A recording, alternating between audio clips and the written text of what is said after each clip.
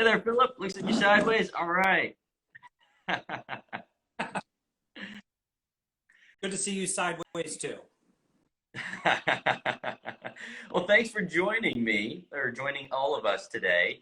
And just so everyone's aware, this is Phillip Dismuke of Jewelsmith Incorporated, and you guys are out of North Carolina, right? Sure. Yep. And so he is on with us today because he won third place in the Business Day Wear category of this past year's AGTA Spectrum Award. So congratulations, Philip. And I know this is not your first Spectrum Award. I was reading a little bit on your bio, and it said 9 awards. Is that up to date? Is this your 9th or your 10th? 10th. 10th. Okay. Well, congratulations. You've now made it into double digits in our awards. Thank you very much. Well, let's just get started with, why don't you just tell us a little bit about, a little bit about Jewelsmith and yourself and, a little backstory for everybody. Okay, well, Jewelsmith was started in 1976 by Linda McGill. She has been the sole owner ever since. Mm-hmm. I came to work here in 91 and have been here ever since. Wow. It's a fantastic place to work. And wonderful person to work for. She lets, it's easy to foster creativity when you're just, given carte blanche to, create and do what you want to do. Oh, that's fantastic. Wow. So have you been entering Spectrum always under Jewelsmith then? If you've been there since 91? It's always been under Jewelsmith, and I've entered almost every single year except for the first couple of years that I was at Jewelsmith. Okay. Then around the year that I was here, I started entering and have done it every single year since then. Wow. Well, thank you for the support. I know we're very appreciative of your guys' continued support, and so I mean, what's kind of caused that continuous entering of the competition? Like, what's that kind of inner drive? I know it changes a little bit between person to person.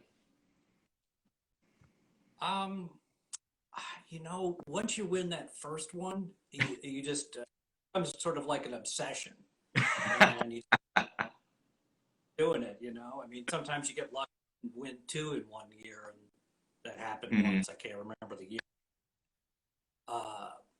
And it just fosters a lot of creativity because when you know that the show is coming up, Mm-hmm. you sort of a little outpouring of things, and you go through and you look and you kind of discuss it with your boss, of course, and other people in the store, and decide, well, let's send these 2 things in because out of everything, this looks, it's kind of a process of elimination through the year. And sometimes you might call up a customer and say, hey, I need to borrow something back from you for a little while. And most people. Well, I mean, hey, if my jeweler reached out to me and asked for one of my pieces, I'd be like, yeah, I want it to be a winner.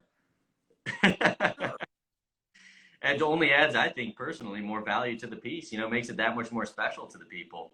And I can see that actually helping foster the relationship even more with them and creating a better relationship too. Oh, truly, truly. Well, that's fantastic. And so, all right, so we've gone, 10 Spectrum Awards. Now let's dive a little bit into this year's winner. So everyone who hopped in after we started, Philip won third place in Business Day Wear. So let's see, flip my camera around and I will show you all. And Philip also has the piece. Did you bring the piece today as well? All right, there we go. All right, so he's got the video footage. I've got the picture of it blown up. Here, can you bring it a little bit closer on your end? All right. Fantastic. That's perfect. I mean, I think that gives a size, perspective of size. Like they're not little, but so for just what they are, the description, it's a 14-karat white gold earrings featuring chalcedony quartz cubes with a total carat weight of 41.46 carats. So let's talk about the inspiration on this piece. Where did it all start? How did it all begin?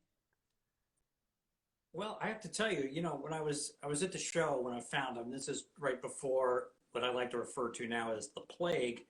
Uh, anyway, so we were at Right. the show, and I saw them, and when they were in the person's case, I wasn't exactly sure what I was looking at because they have sort of an unusual shape to them. They're not a perfect cube. Hmm. Uh, and I saw that, and I was like, oh my God, that is so fantastic. I mean, it's great architectural, just beautiful, and the color was so strange and ghostly looking. I brought them back to the store. Then setting them, became a bit of a challenge. But it had two parallel sides that formed that girdle that I was able to channel set between two, those two bars of metal as they came down. Mm. And you can't really tell. Also, another bar that goes across the back that's rounded, and that provides the extra tension that I needed to, set the two stones. So they kind of, and then from there, it's sort of form follows function. Uh, Everybody out there who went to design school or art school should know exactly what I'm saying. Uh, And for those of us who didn't, you come off the, well, I mean, when something lends itself to being made a certain way, its form, and then you want to translate that into how it's going to function as an earring. Uh, it has to look good. It has to be pleasing to the eye. So if you just follow that and let the stone itself kind of dictate how things are going to go. So it was just really simple. It's literally an arch and a straight line, and you bring just two simple things together with something that is really beautiful. That going to the show is such an incredibly important part of what we do at Jewelsmith, and has made us so successful over the years, is because we can bring in something to our store that nobody else in our area is going to have. So it gives you an incredible leg up on everyone else. yeah, well, I mean, I think one of my favorite parts about this piece is, and I think there's always great things about so many different styles, whatnot, but how simple, like you mentioned, this is. I mean, even the facets on the gemstone is extremely like minimal, very modern, I feel like, with the crisp, sharp lines.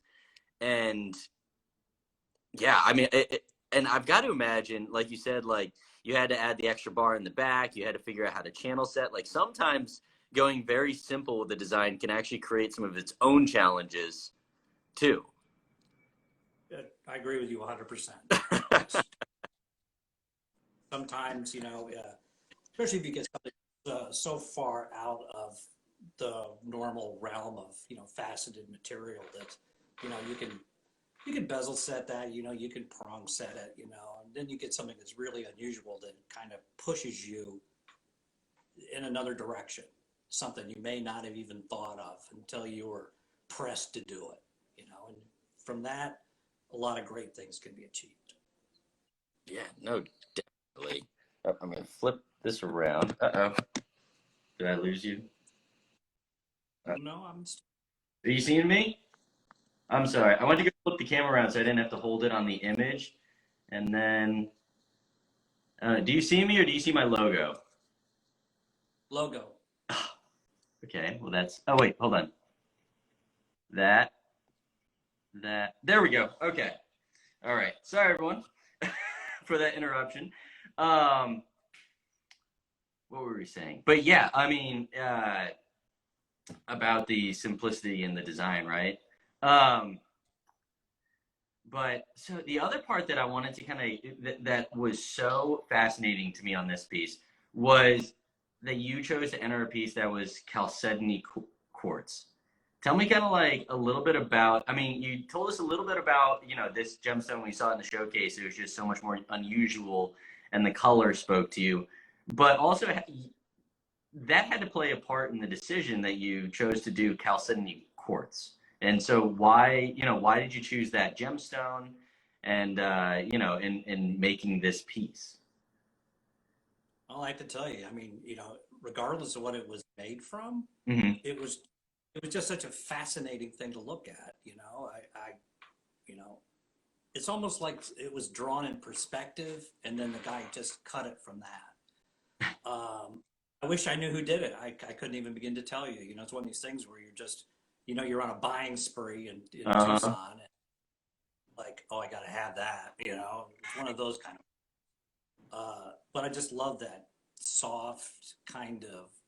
Well, I said ghostly, but it is sort of like that. You know, it's just sort of this translucent, you know, misty sort of looking color. It was just beautiful. I couldn't get over it. Yeah, no, definitely.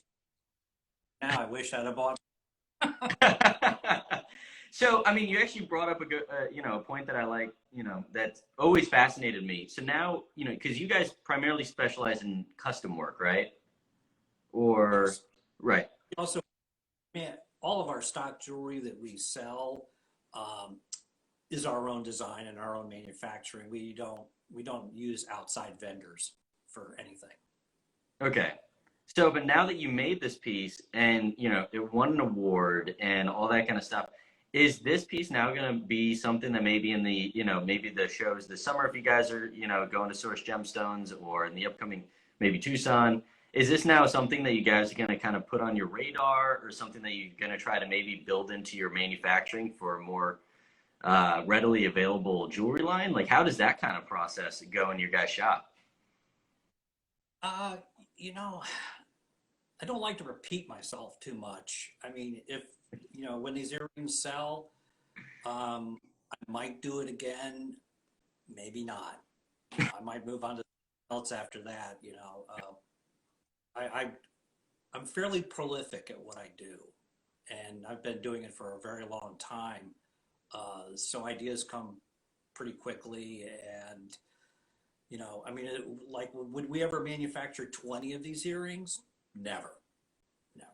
You know, it keeps it a little bit more exclusive. You know, in a world of repetition, we don't do that. You know, it's much better for me personally as someone who's an artist and someone who designs jewelry to keep moving forward. I'm very, I know it's going to sound really strange, but I'm not often incredibly satisfied with what I've done. So that kind of keeps me psychologically moving forward in what I do because I just always want to see what's next. Okay. Well, I can see that, especially like not always satisfied. It's like you always know, it's like when you make something, you know where all the faults are, or where all the little things that you couldn't quite get just right, like the way you wanted it in your vision. But the average person, or the, you know, the person who didn't spend the hours upon hours of making it, they don't necessarily see that. True, true. I'm spot on. Uh-oh. You, All right, we're back.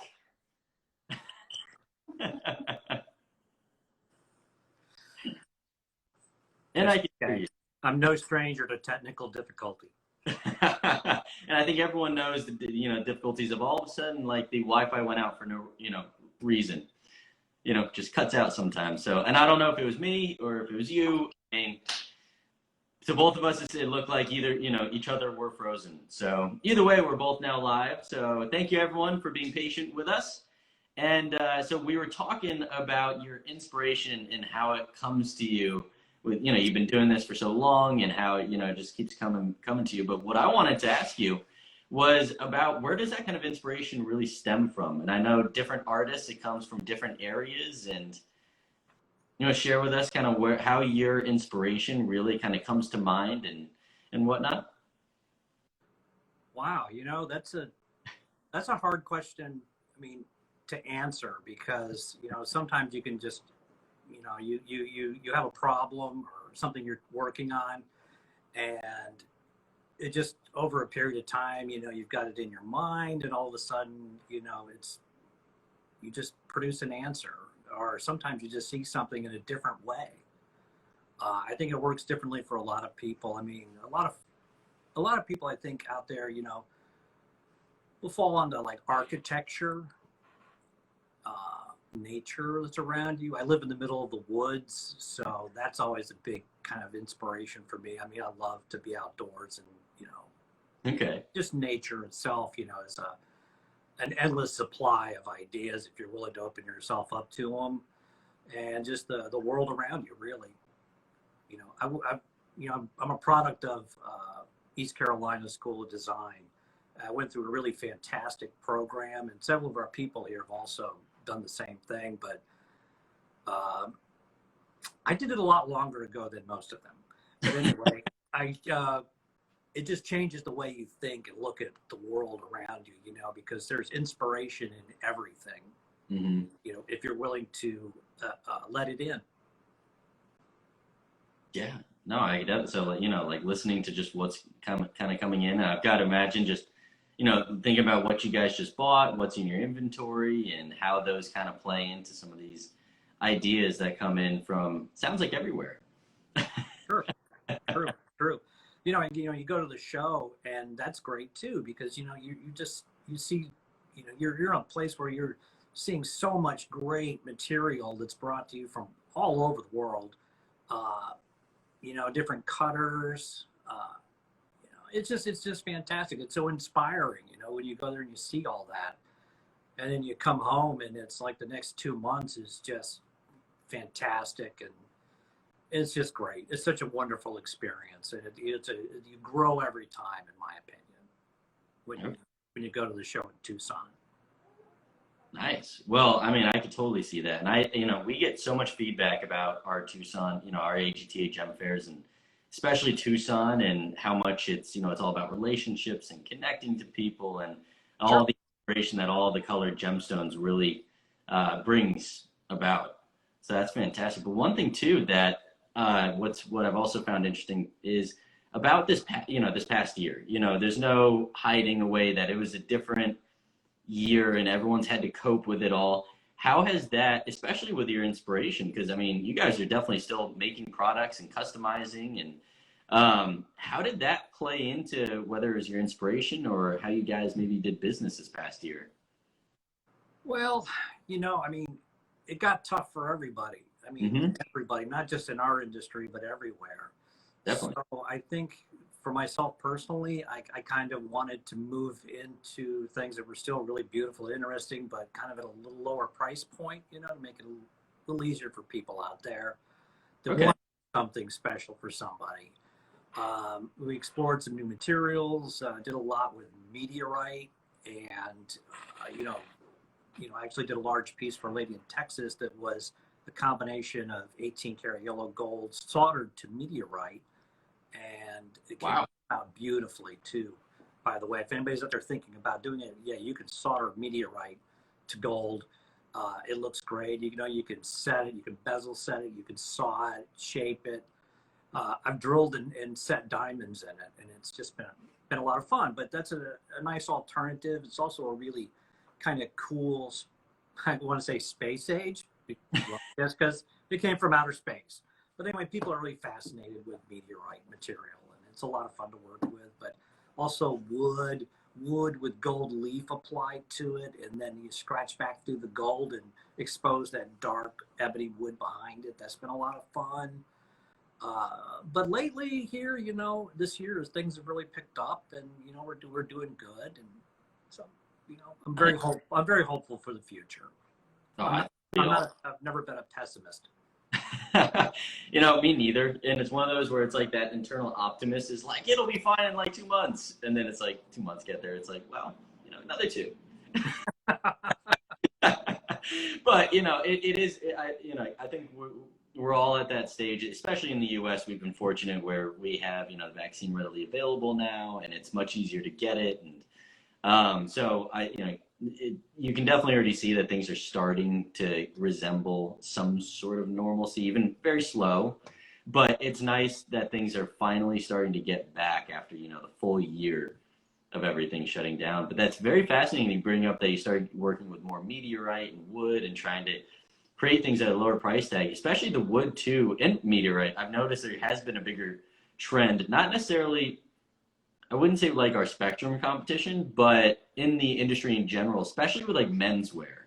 I feel like what you talked about with the wood and the gold leaf, with the exposed wood, like I've noticed a big trend in like some of the men's rings and for like their wedding bands and things like that. Oh, sure, yeah. so cool. And it's like, all right, at least like finally we're getting some creativity for the menswear and just some different options. Yeah, I know. We poor guys out there, we've just sort of, wallowed around, and now things are starting to change, and I see a lot more men's jewelry. I just actually did it was just a little sidebar, a little Thor's hammer, and actually the hammerhead was meteorite. Really? So it was forged in the heart of a dying planet. So anyway. Oh, that's hilarious. Yeah, so a lot of fun. You got to keep your sense of humor these days, or well, you're just lost. Yep, totally agree. But Philip, thank you for coming on today. Like this has been such a pleasure, so fascinating, to learn about you guys because I've always heard about you guys, and being a big Spectrum enter. So it's nice to actually get some of these more one-on-one interviews and learn about what you're all about and learning the backstory of your pieces here. For people who didn't catch the beginning, I'll flip my camera around again and we'll show them the piece before we hop off. So if you didn't catch the beginning of this interview, this is Phillip Dismuke of Jewelsmith, and he won the 2020 AGTA Spectrum Awards competition with this piece, and he won third place in business day wear. So if you're looking for pieces like this, and he's holding it up right there, reach out to Jewelsmith, and they do tons of custom work. So go get a one-of-a-kind piece from them, and maybe it'll enter the 2021 Spectrum competition. Who knows? But hey, Tanner, can I just say one thing? Yeah. One other thing that really makes this work is I work with 15 of the finest people I've ever known in my life. We all know what to do when we come into work. We all get it done, and they are just some of the greatest people. And my boss is the finest person I've ever known. That's fantastic to hear. So I'm glad that you're in that situation, and it's always great to hear too, especially as the jewelers, at some of the more retail shops that you don't always know what the situation is, but so I'm excited to see what you enter next year, and you can have some more of your jewelers that you're working side by side there enter next year. Oh, sure. Patrick King's that's next to me, and he won the Fashion Forward Award, I think 2 years ago, and an incredibly talented person. And the guy that's holding that phone will probably be entering this year too. His name is Bryson, and he's doing an outstanding work. Well, Bryson, I'm excited to hear or to see what you enter next year. I'm one of the people who go through all the pieces when they come in, and even though I'm the digital marketing coordinator, we everyone at small businesses takes part in all the different roles, but so we get to go through all the pieces and get to be wowed by all as they come in and set them up and process everything. So I'm excited for this upcoming Spectrum competition, and thank you to all of Jewelsmith for supporting our competition every year. So I know we're super appreciative, and I just want to also thank everybody who's on this call right now for listening and hearing Phillip's story and Jewelsmith's story overall. And they've got much more to come. So, go follow their account, and yeah. So thank you again. Thank you, Tanner. All right. Well, I hope that we will see you in one of the upcoming shows and officially meet in person. Oh, you will. Well, thank you, Phillip, again, and thank you, everyone, again. And you can catch us next week. Thanks, bye. Bye.